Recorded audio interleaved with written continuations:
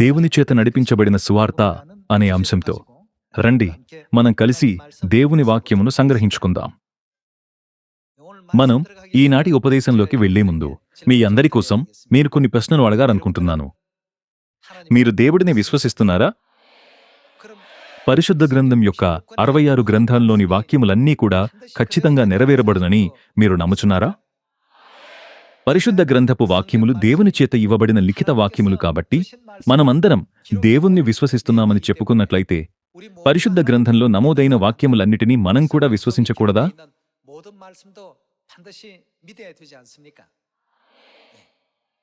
దయచేసి మత్తయి 24వ అధ్యాయం చూడండి.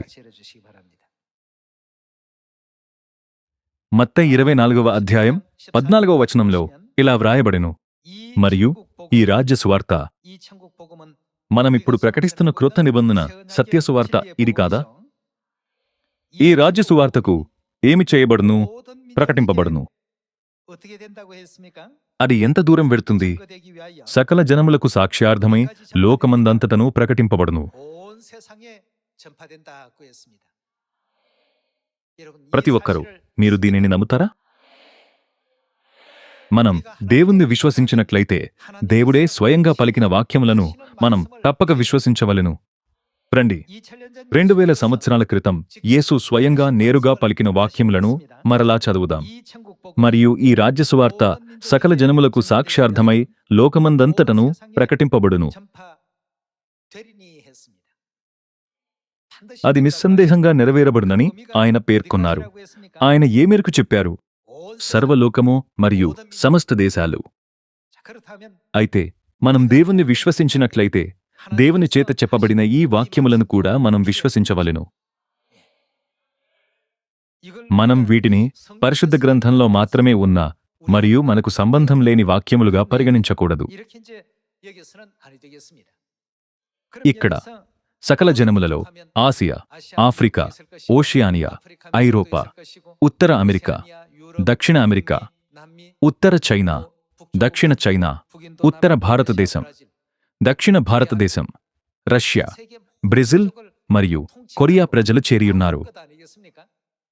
అది ప్రపంచవ్యాప్తంగా ఉన్న సకల జనములను చుట్టుముట్టి చేర్చలేదా? ప్రపంచ గ్రామంలో నివసిస్తున్న ప్రతి మానవునికి ఈ సువార్త ప్రకటించబడటం దేవుని చిత్తము.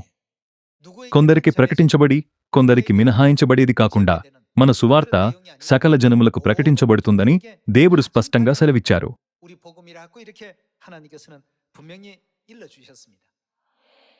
దేవుని వాక్యము ఖచ్చితంగా చెప్పబడినట్లుగానే నెరవేరబడను. రండి, యెషయా ప్రవక్త యొక్క బోధనలను మరొకసారి చదువుదాం. రండి, మనం కలిసి యెషయా 14వ అధ్యాయం 24వ వచనము వద్దకు మళ్ళుదాం. సైన్యముల అధిపతియగు యెహోవా ప్రమాణపూర్వకముగా ఈలాగు సెలవిచ్చుచున్నాడు, నేను ఉద్దేశించినట్లు నిశ్చయముగా జరుగును, నేను యోచించినట్లు స్థిరపడును.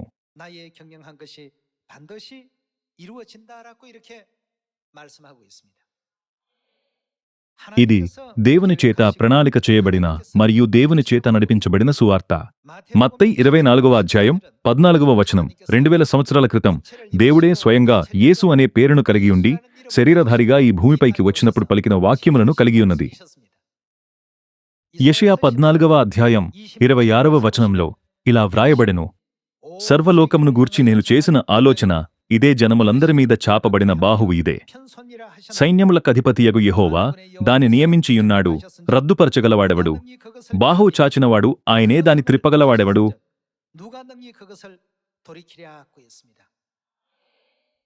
దేవుడు చేయు కార్యమును ఎవ్వరూ ఆపలేరు లేదా ఓడించలేరు.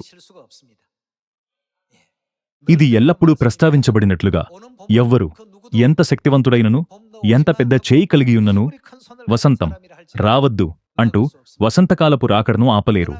వెళ్ళిపోతున్న శీతాకాలమును పట్టుకొనుటకు మనమెంతగా ప్రయత్నించినను మనం దానిని పట్టుకోలేము. ఎవరు బాధ్యత వహిస్తారు? ఇలా వ్రాయబడెను, దేవుడు సంకల్పించారు, ఆయనను ఎవరు అడ్డుకోగలరు? దానిని ఎవరు ఆపగలరు? అయితే మత్తయి 24వ అధ్యాయం 14వ వచనంలో బోధించే వాక్యముల గురించి ఏమిటి?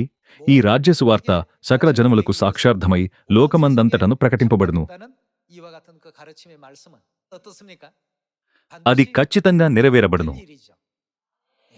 దీని గురించి ఎవరికైనా సందేహాలు ఉన్నట్లయితే వారు దేవుని యందు విశ్వాసకులుగా పరిగణించబడరు. మనం కేవలం భావనాత్మకంగా నేను నమ్ముచున్నాను అని చెప్పక, దేవుడు తన నోటితో పలికినది ఖచ్చితంగా నెరవేరబడునని దృఢంగా విశ్వసించవలెను. 이루어진다는 사실을 굳건히 또 믿어야 되겠습니다.